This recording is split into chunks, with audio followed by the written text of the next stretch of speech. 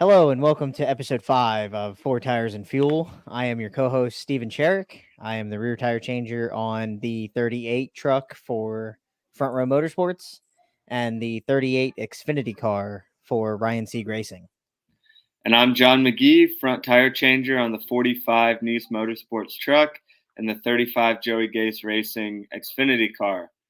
And Steven, we just got back from St. Louis this past weekend for the truck race. And yeah, tell me about it. How'd it go? It wasn't too bad. We knew in advance that we weren't going to have our crew chief there. He was at a wedding. I think he was like a best man, and congratulations to them. And so we had a backup, not really a backup crew chief, but like our crew chief was the crew chief from last year's truck. They brought him back to crew chief that one, and everything was good. They said they made the wrong adjustments in from practice to qualifying. I think he was third fastest in practice. And in qualifying, they said they went the wrong way with adjustments. I think they took some Packers out. And so when he went down into turn one, he said he was on the splitter way too hard and overshot the entry a little bit. And I think ended up qualifying 16th, so it could have been worse. But yeah, I mean, racing in the mid pack was it was tough because we kind of like stayed in that 16th to 20th range. And he came down for the first stop, and he couldn't really like give us a good read on the truck on whether or not he was too tight, too loose, kind of what he needed. So the crew chief kind of just made like a small air pressure adjustment. And yeah, we just did 4 tires straight up. I think we gained like 3 spots on pit road, so it was a very solid stop. Everybody was happy. And same thing in the second stage. He was right around that 14th to 16th range. We were a little bit higher up, but yeah, again, he like in clean air, he had a really good truck, but in dirty air, he was really tight. So the crew chief was like, all right, I'll just make a little bit of an air pressure adjustment, made it, and came down 4 tires and fuel. Get it? That's right. So that's why we had it. It was straight up stop, and I think we gained another 2 or 3 spots. Mm-hmm. And so everybody again was happy on that. And then he stayed long on stage 3 and ran it a lot longer than some of the people around him, just so that way he could get some clean air and run some good consistent laps and get a feel for the truck on how it was going to be. And I think it was like 35-ish to go. He decided to come down and pit, and we just put right sides on it. And the caution actually came out while we were on pit road.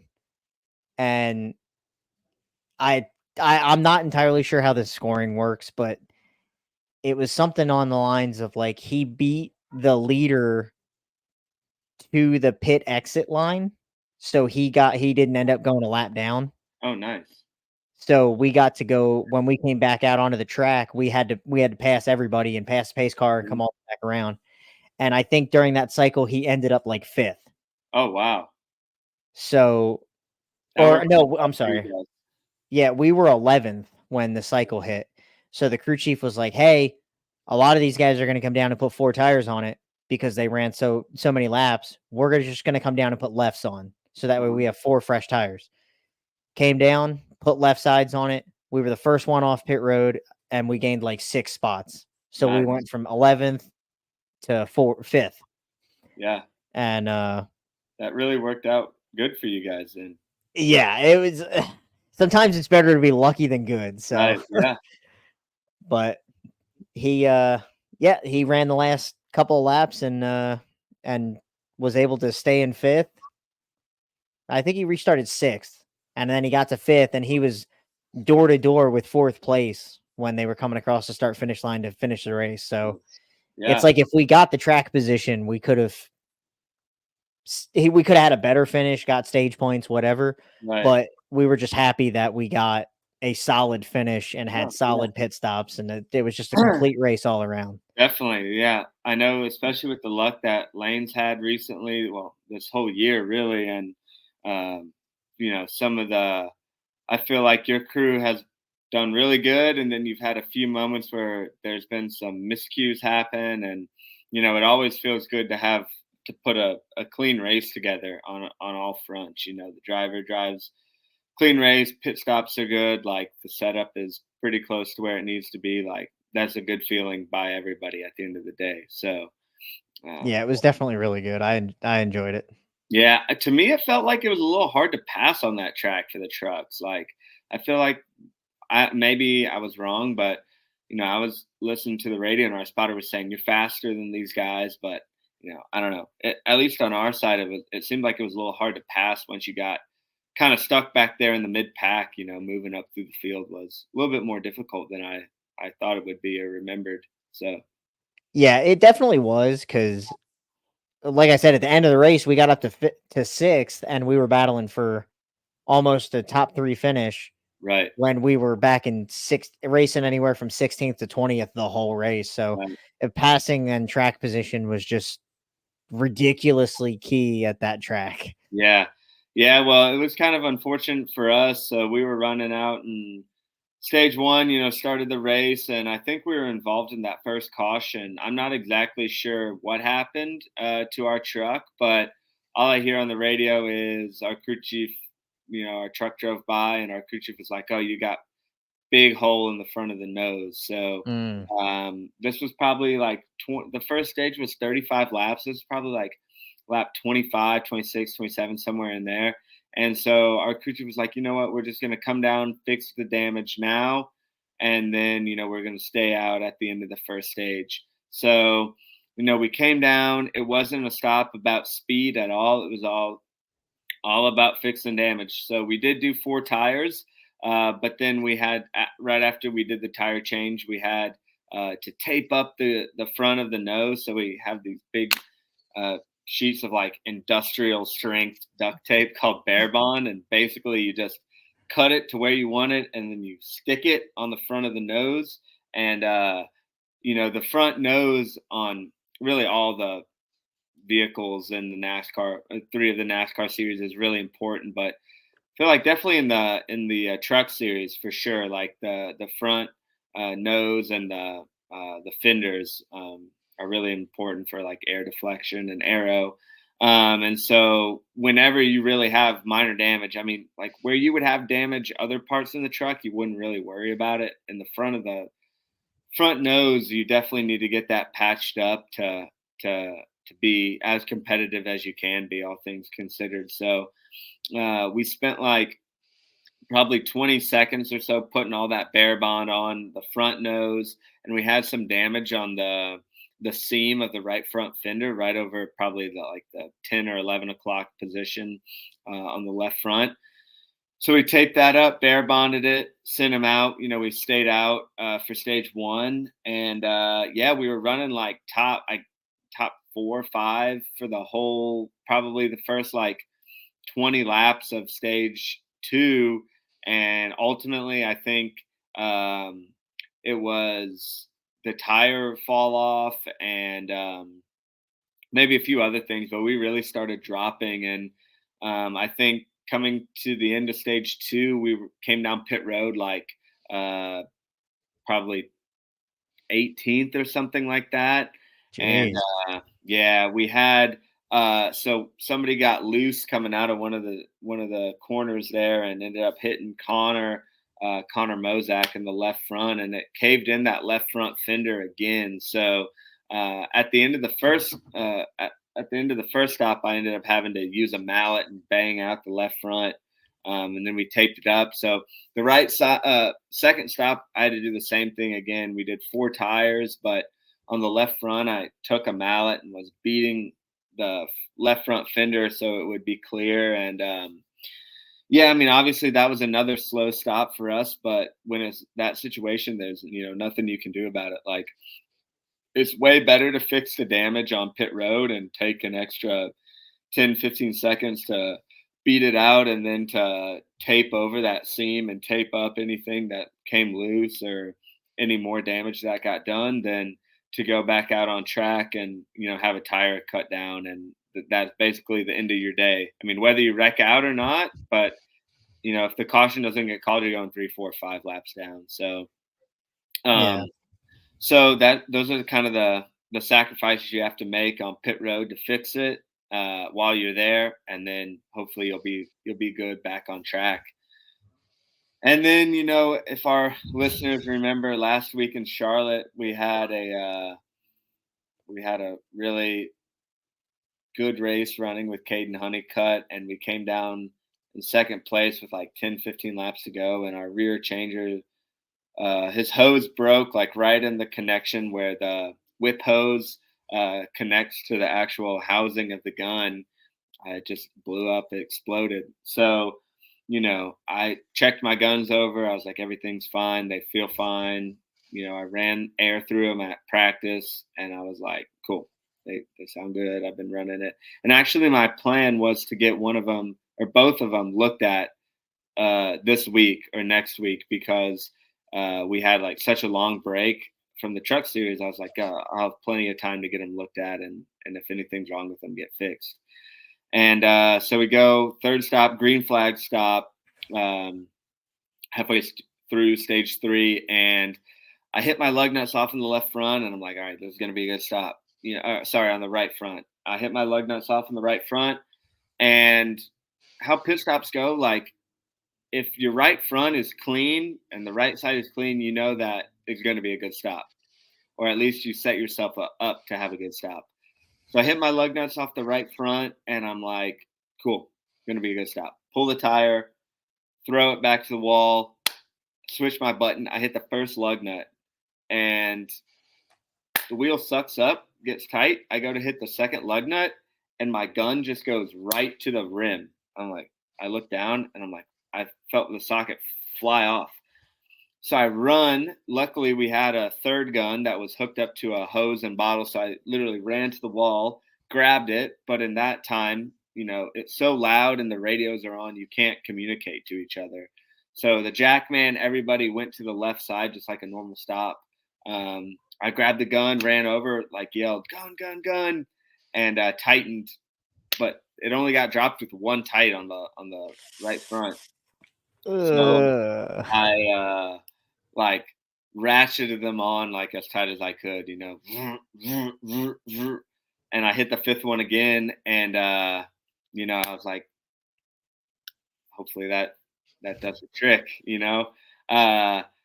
so we ran back to the left side. Actually, had a pretty fast left side, all things considered, and we lost time, but we probably lost 6, 7 seconds instead of going multiple laps down. So, obviously the road crew guys, the crew chief, us, like, we don't want that to happen twice in a row. And we're like, what are the odds that happened with 2 different types of guns, to 2 different people? But I think at the end of the day, they were all like, well, you were way more prepared this time around than we were in Charlotte. And, we didn't end up. I think we lost an extra lap, but we got the waiver round, so we would have been where we would have been anyways. I think we finished like 20th or 22nd. But in all honesty, I think that's kind of where we were running. So I don't think it really ended up costing us much. But as soon as Connor took off, he was like, I have a major vibration. And I was like, oh no, like that right front didn't get tight. And our crew chief was like, did you tighten them? Did you tighten them? I was like, yeah, I tightened all 5, and so our crew chief goes on the radio. He's like, Connor, like, you went through a heat cycle on those brakes right there. Like, it's going to vibrate the first time you hit them, first couple times you hit those brakes, because so much heat was in them, and then they cooled off a ton. And I was like, I hope that's it. I hope that's the reason he has a vibration. There's like 50 laps left in the race, and he ran the whole rest of the race and like didn't hear anything from him on the radio. So I was like, all right, I guess it worked out fine. So I had never had that situation before where the jack has gotten dropped with like one on it, and so I was just like, tighten them extra tight, and Hope for the best. go. So yeah, all things considered, like I said, we had a little bit of a misfortune, and like the first two stops didn't matter, but we did a good job getting damage repair done. Before the pace car came out, especially with it being like a shorter track, you have less time to do that Mhm. damage repair. So, and I think we were all happy with the way that the first two stops went, all things considered.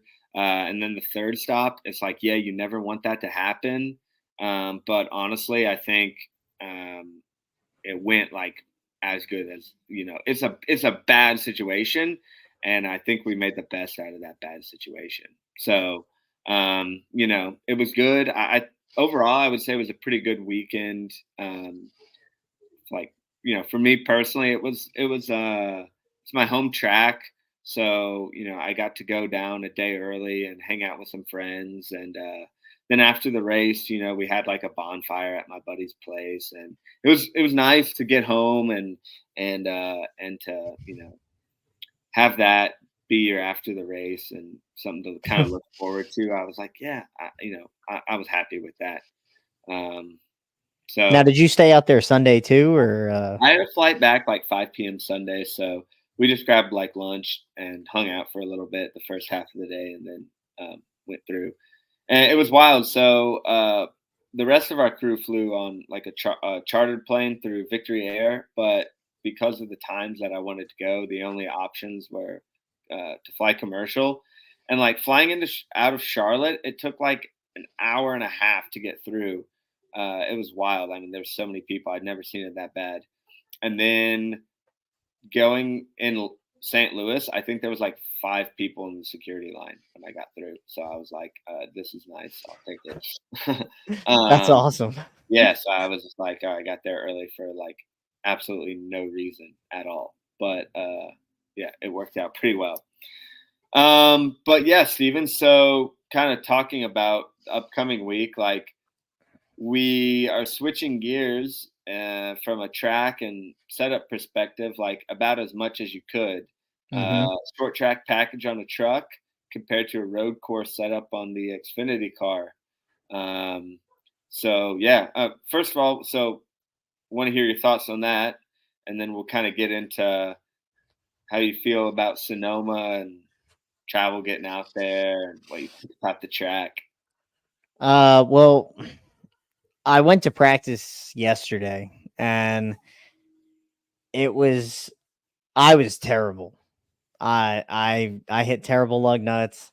All my stops were awful. I was not happy, but um it's the setup was basically like the both rear tires were on the ground, Yeah, and the jackman had to pump and bump both sides, and it was still, even with the pump and bump, it was still barely off the ground right. with the way the chains were set up. And so like I struggled on the rear just because normally, like with me getting to the right side last, I'm hitting like my second or third lug nut and the car's coming up off the ground.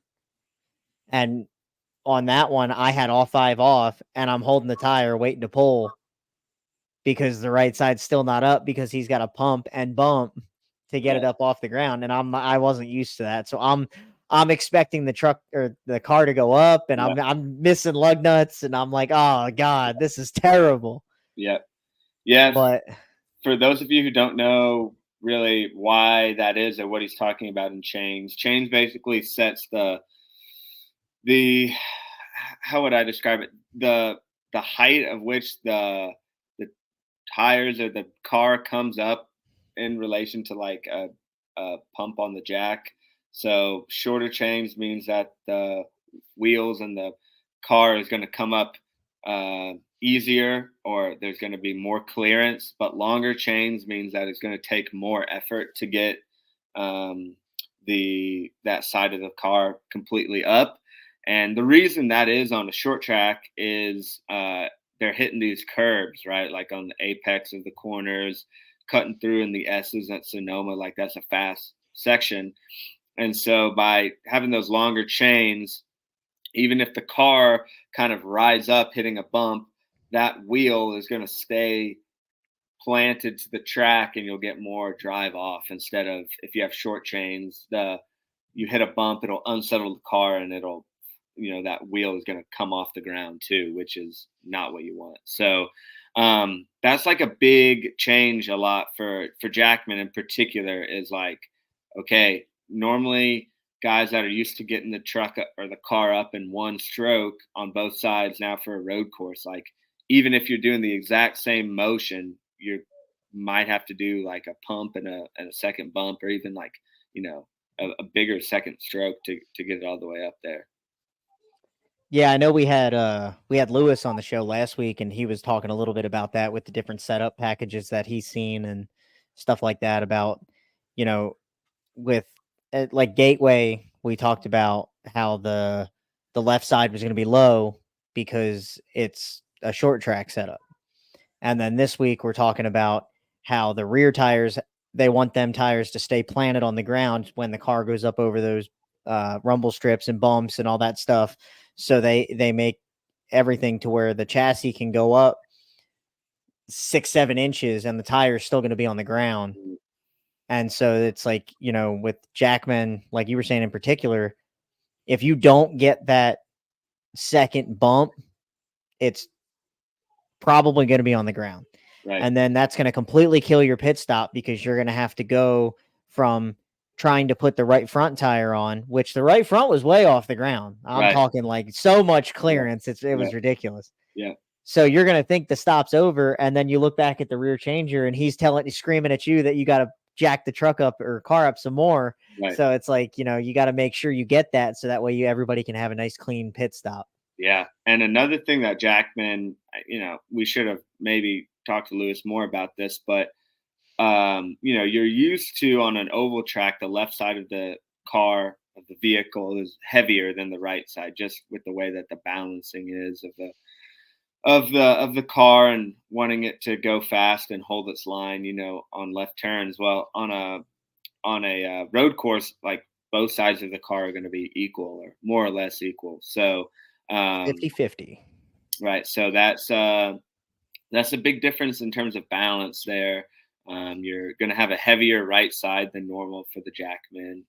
Um, and so, yeah, Stephen, if we can get in here maybe to these stops and explain a little bit about what we're talking about here.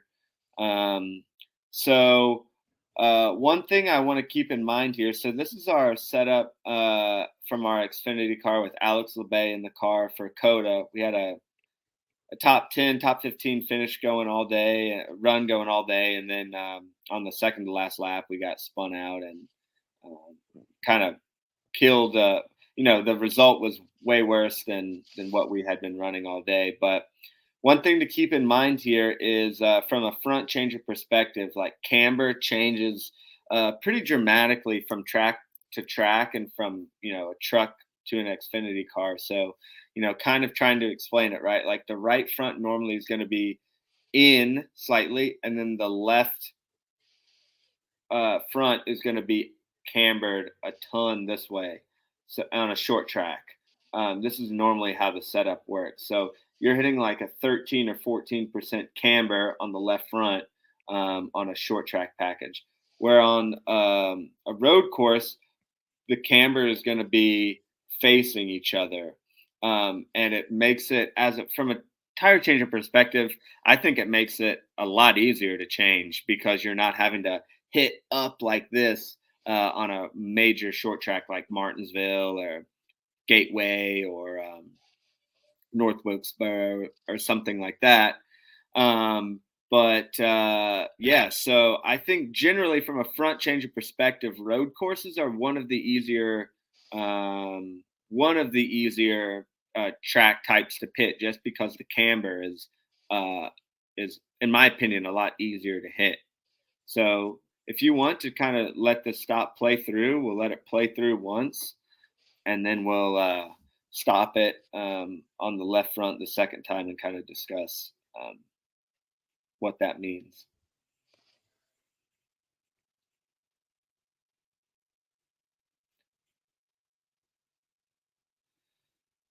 So you see, and you have plenty of clearance here on the fenders. Nothing's touching the wheels, um, and yeah, should just be a nice, easy pit stop here. I think we gained a couple spots on that stop, um, and yeah, so everything on the on a road course setup and a short track, they're basically the same setup on the right front. But when you get to the left side here, if you want to keep it going, just pause there. You can see it basically looks like the tire is straight up. I mean, it looks like it's almost completely vertical. It is cambered in a little bit slightly this way, which you can't tell a ton on the camera. But for me, it's like, okay, I'm going to just hit these lug nuts as fast as I can. Sometimes on a left front, where they're way tucked up in there. It's mainly about accuracy instead of having absolutely blazing fast hand speed. But when I get to the left front on a road course, I'm like, cool, I can go just as fast as I can on any other pit stop or right front, for example. Yeah, and so that's the big thing there. Just the only difference I make here is normally when the left front is really cambered out, I'll pull with one hand just because the wheel is already going this way. Now, gravity wants to push it out. So I'll just grab it with one hand and pull. But with the road course, since it's the other way, I'll pull with two hands on the left front. And that's really the only difference I have from a front changer perspective. That there's going to be some brake dust. There's going to be a lot of heat in those rims, but that's honestly the same as a short track. So nothing that we aren't used to already. You can see the brake dust kind of coming Well, out there. that's what I was gonna say was, like, if you go back and look, you got all this brake dust. Like, I Right. don't even see the lug nuts. I know it's a little blurry, but I can't Yeah. see any lug nuts. And Yeah. then No. when you hit that first one, it, like, clears it, like, makes it worse almost. Right. So it's like imagine trying to hit lug nuts. Yeah, that's a perfect view. So it's like, where are they? Like, you hit Usually, this first one, and then it, like, pushed all the brake dust out of the rim. yeah, And then it kinda clears up after a second, after you hit this one, and then you're already on to the third one. yeah. That's something that you'll get a lot on either short tracks like Martinsville, North Wilkesboro, um, Gateway, and you'll get them a ton on the road courses. So And then it's, like, the same thing here. It's like the lug nuts when I was watching it the first couple of times, and the lug nuts were literally black. They're supposed to be bright yellow, but they were black from how yeah, much brake dust he had. yeah, they're supposed to look like that Goodyear sticker, and that now you can't see them at all. They blend in, and you see the brake dust coming out there too. Sonoma's one of those tracks that has high speed braking points, right? Going into the final turn, going into turn one. You know, these cars are going 150, 60, maybe even more miles an hour, and then they're hitting the brakes super, super hard in the hairpin there. So, you're getting a ton of brake dust, a ton of brake heat, and yeah, it's that part does make the fronts, on a road course a lot harder with all that brake dust for sure. Yeah. And just to, give everybody a little bit of a perspective, this is not the track layout. This is the track layout that There we it is. will be racing on this weekend. And so they're going this direction. This is turn 1. This is the front grandstands and the pit area. So they're going to come up and it's many different elevation changes. That's one of the main characteristics of this racetrack is that it's uphill on this Yeah, section here until you get to turn 2, and then you're kind of going downhill in this section and then back uphill for these S's right here, and then you're back downhill real aggressive into this hard right-hander, and I still think you're going downhill coming into turn 7, yes, yep, and then all this section is downhill, and it's very fast and windy and sweeping right-handers and left-handers, And then when you get to here, this turn here, the entrance to pit road is right about there. And you're going real quick through all of this. You slow down a little bit for this corner. I don't think they're going to have to slow down at all because of the repave. I heard that track times were 2 seconds faster. Yeah, that's wild. Than before. So this is going to be insane. So they're going to be carrying a lot of speed up into here, and then you have to. You slow down all the way to first gear, and I'm telling you, it's like 35 miles an hour going around this corner, and then you're back up through the gears, and you just continue on. Yep. Yeah, that going into the last turn there, like that braking point might be the hardest braking point of the calendar. Just speed difference wise, going from whatever you're going 160, let's say, down to 35 or 40. Like that's a huge change, and you're doing it 60 laps. So Yeah. for sure. So talking about the setup of the racetrack and the way the pit road entrance starts, I want to say it's like starts right about here. Right. But the actual pit road itself doesn't start like pit boxes start right here. Yep. And they run all this length right here until we get almost to the entrance of turn 1. So what are you most looking for when you're pitting at Sonoma? You've only pit there a couple times, I know, but Right. you're almost pitted in about 3 different turns. Yeah. When it comes to the pit road layout. So what are you kind of looking for when you're there? Well, it's kind of unique because we actually kind of get to see the drivers right when they're coming down turn 10 into turn 11, and they're going to pit. Like you can see your car coming, and you're like, okay, I know my car is coming down pit road sometime. And then, so that's something that's different than a lot of tracks. Like in the oval, you will never see your car coming down the back stretch or coming into turn 3, coming into the pit road. You just have to rely on your spotters. But here you can see them coming into, pit road entry in right around turn 11 there on that graphic. But basically after that, it's like blind the entire time. If I remember correctly, like going around that hairpin there in 11. And I think last year, Steven, we were basically right about where that turn 12 marker is, if I remember correctly. Yeah, I think we were actually like right here. Right. Is like almost at the start finish line was right where we were past, because there's an opening for the garage area right here, and we were just past that, like 2 or 3 stalls in. So from my perspective, and if I remember correctly, like once you see them kind of get onto pit road, you can't see them until you're about, from where we were, until you're about 8-10 boxes away. Yeah. I could be wrong though. Well, that's where I was at. Was that you're relying so much on the spotter and the crew chief, who has a little bit higher of an advantage, a sight advantage than you, to see where the car is and pick the car out to where you can get a good read of where he's at on pit road.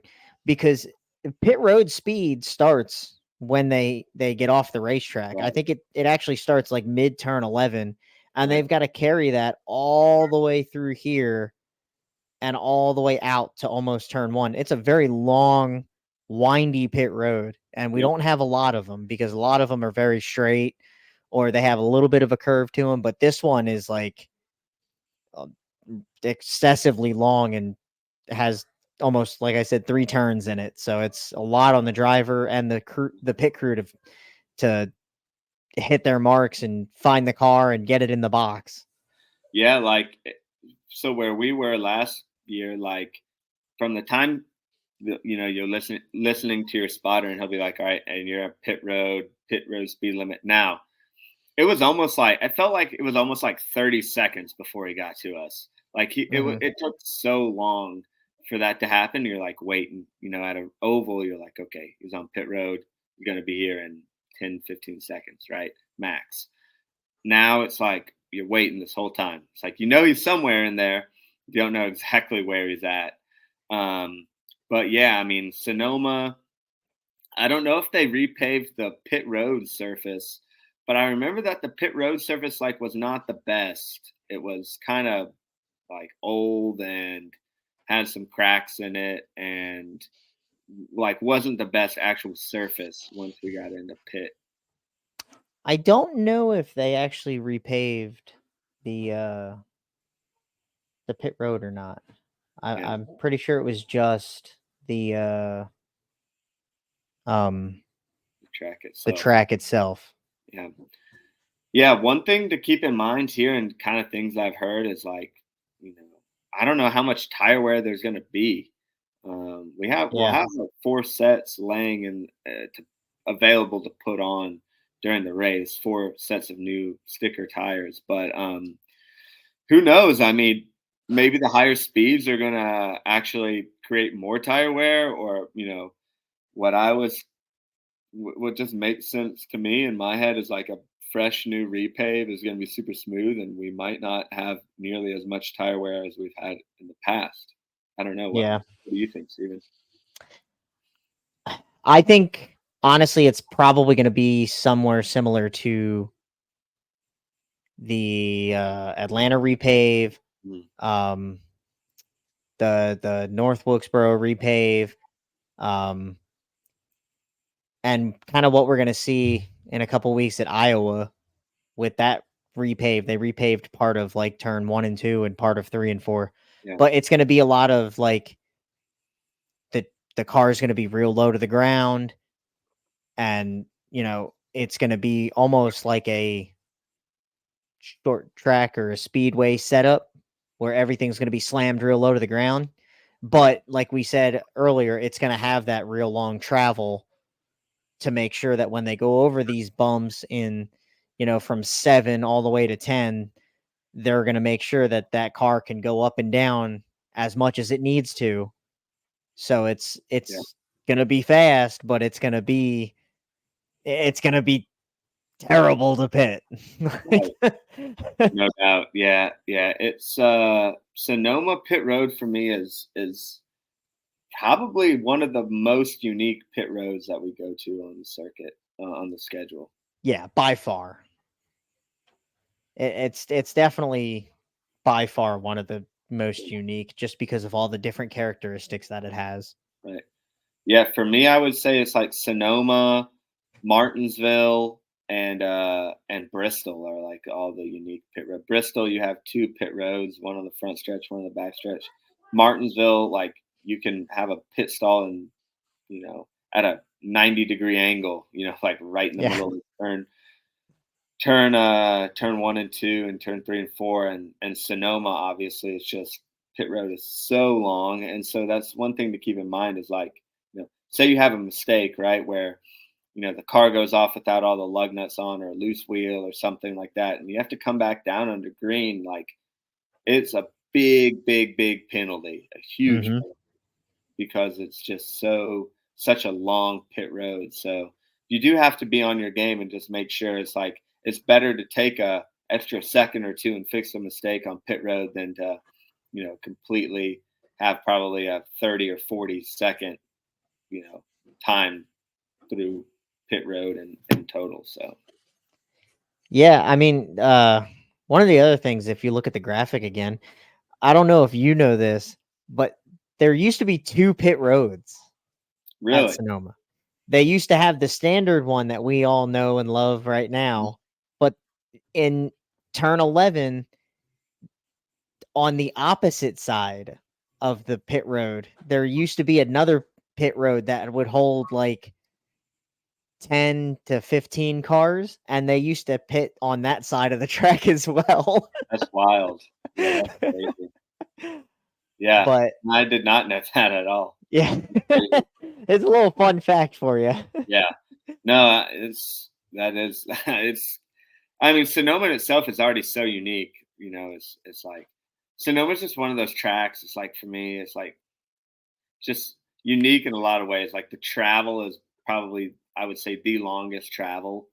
Oh, the And it's travel. terrible. It's like a 5-hour flight and that's if things go well, I remember last year, Steven, we did it all in one day. So we flew on a chartered plane. We left from Statesville at like 5 or 6 in the morning, flew all morning to Sonoma. We stopped for gas in like Kansas or somewhere. Flew all the way to Sonoma, got there at like, I don't know, 11 or noon their time or something like that, right? Mm-hmm. Had some free time for a little bit, an hour or two, did the race, and then flew right back. And we didn't get back to like 9 a.m. on Sunday morning or something like that. Crazy. Yeah, it's such a long day because of, like you said, you start your morning off at like, you know, 6, 7 in the morning, get to the plane, fly out there. I think we've got 1 or 2 stops on the way out there.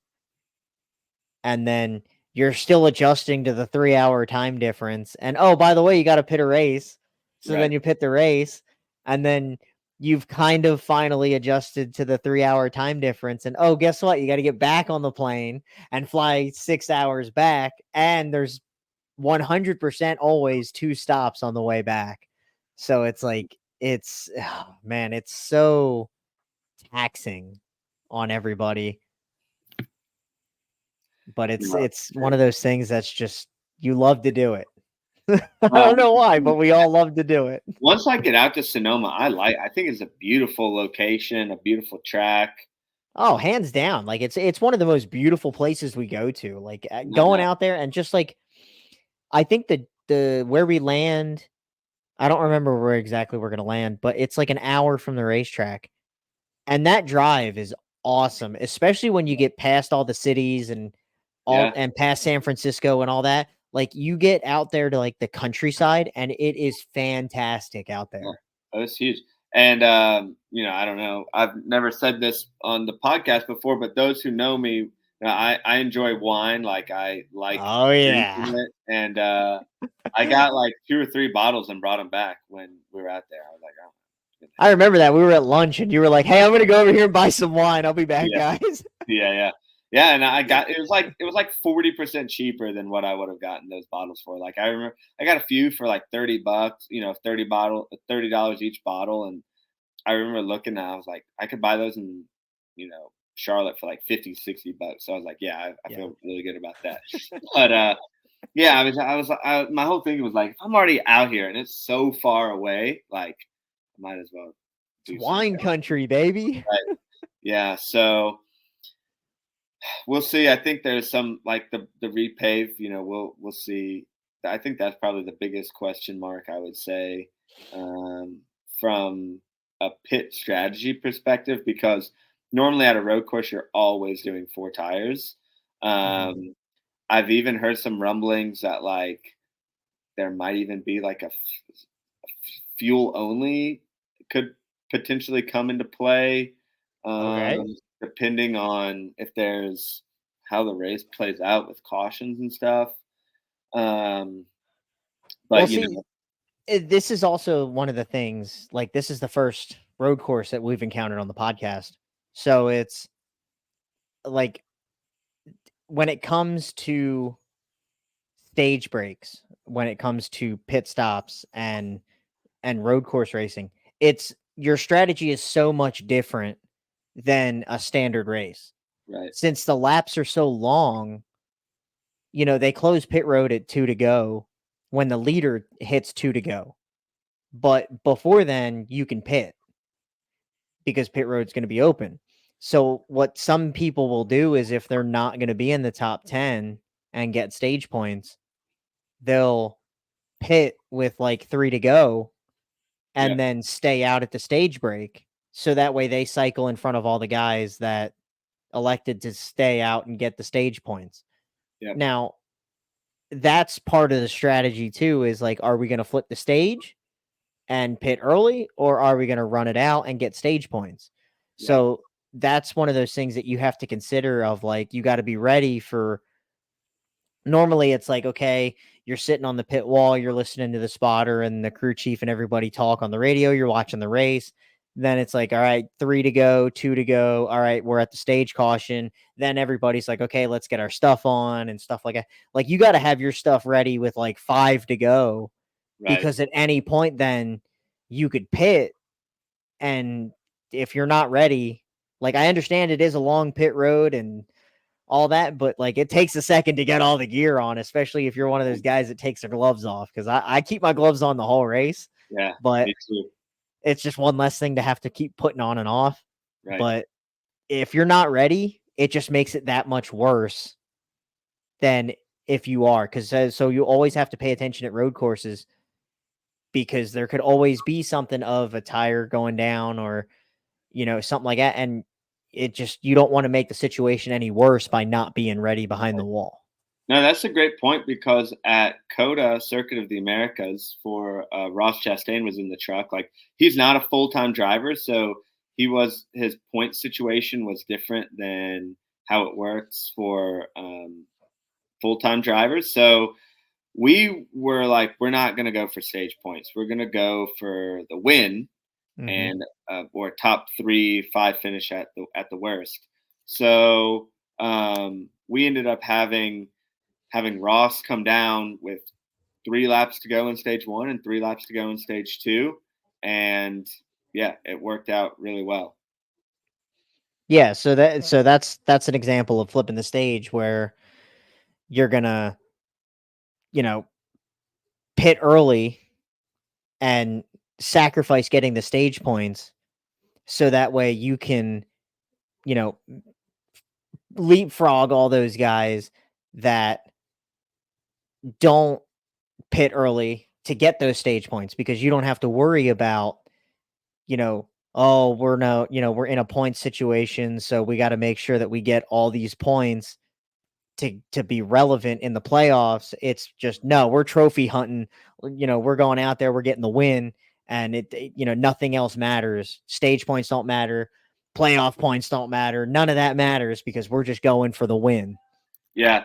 Well, I said earlier, I was like, pit strategy is pretty. It's like, at road courses, I was like, it's always going to be 4 tires. Yes, that's how it's going to be, but you're right. Pit strategy is different at road courses because you can, pit off sequence, right? And that's Mhm. normally not an option that you can do unless there's a really opportunely placed caution at an oval track. Really Yeah, the pit strategy at an oval track is 2 tires, 4 tires, fuel only, right? Like that's the pit strategy. You're all but it coming. always happens at the stage. You're never going to pit Right, early, because at 90% of the ovals we go to outside of Daytona and Talladega, you're going to go a lap down at least when you pit. exactly. So yeah, right. Pit strategy does change, and it changes by having, like teams have won races just by pitting off strategy. I think actually the team who won, was it Corey Heim who won at Coda? Um, I believe so. if it was, he was running. If it wasn't him, he was running really good all day. But they were pitting off cycle with us too at the same time. And I know the Yeah. Tricon trucks were. I think you might have done it one time too. If I'm, We had issues at Coda. We had an electrical problem, and we were, yeah. I don't want to remember Coda. Let's keep talking.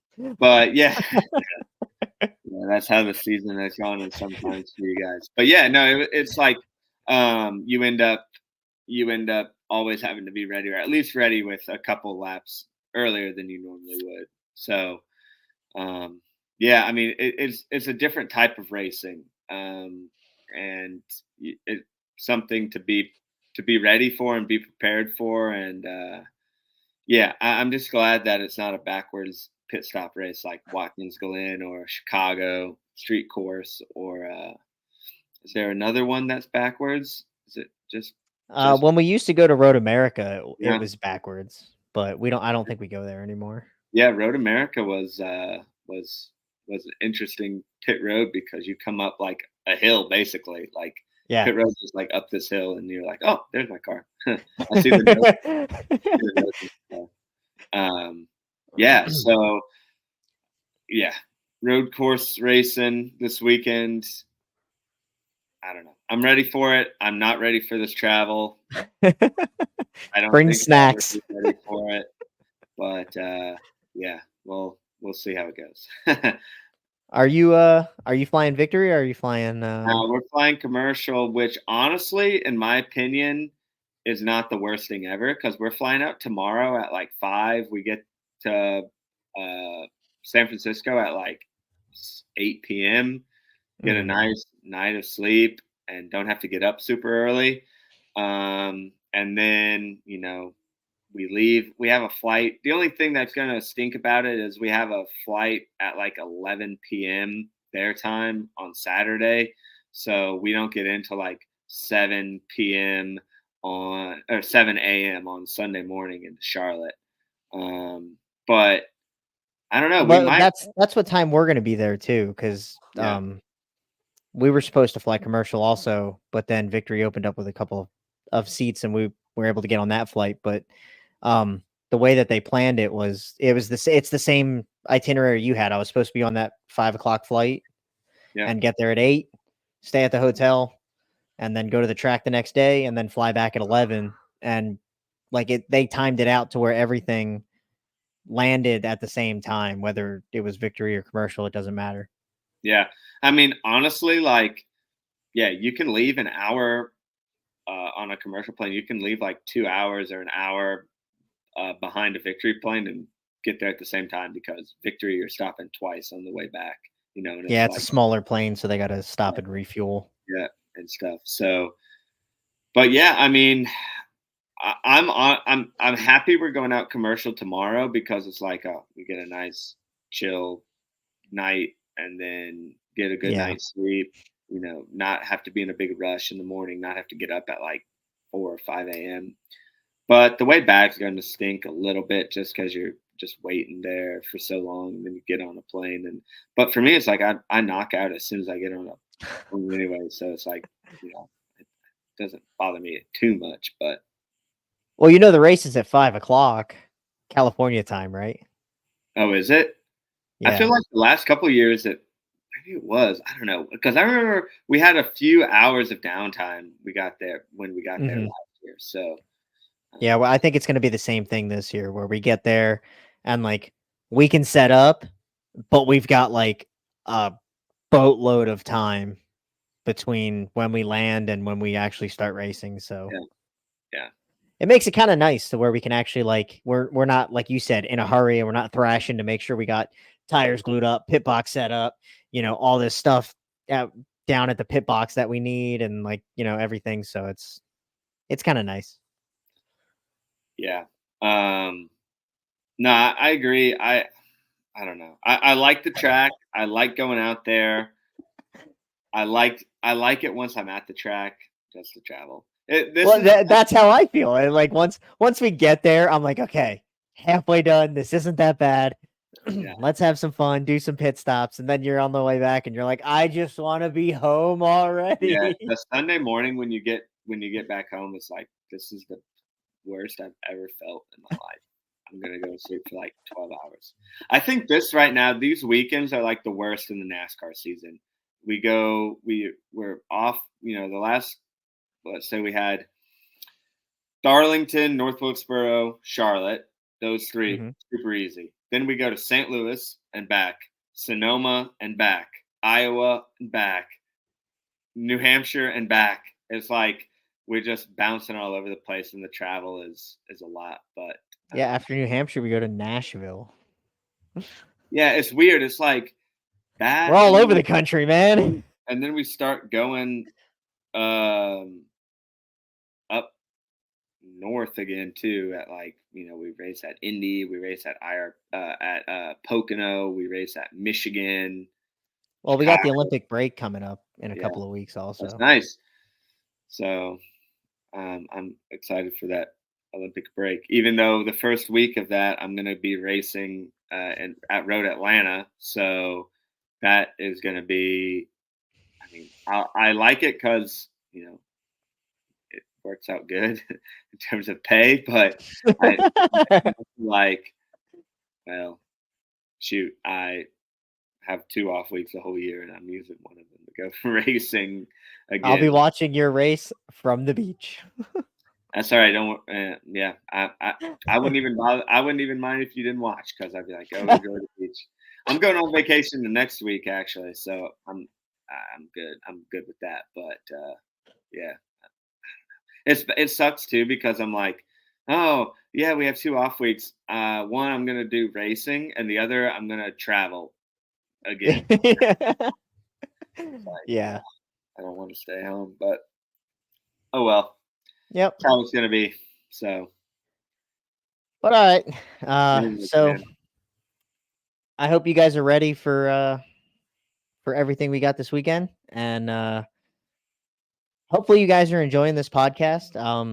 Let us know in the comments and let us know, like, give us some feedback on sure. like what you guys want to hear more of. If you want to see more pit stops, us break down some pit stops. Yeah. If you You have want, we any got a couple more questions? guests lined up that we're trying to bring on. You know, Sure. we're always trying to do that and just try to keep you guys entertained, keep you coming Yeah. back. I think we're gonna have some really interesting guests coming up too, like um, people that we're just as interested in hearing from as you guys are. So yeah, stay tuned and like Steven was saying, like we'd love to hear feedback. Would love to hear some questions that you guys have to answer because we can, we're wanting to have at least some time in our show where we do answer or talk about stuff that you guys are interested in as well. So just stay tuned for that. This upcoming week, I guess the following week in Iowa, it's going to be kind of a guessing game. At least for me, I've never been there before, and Neither have I.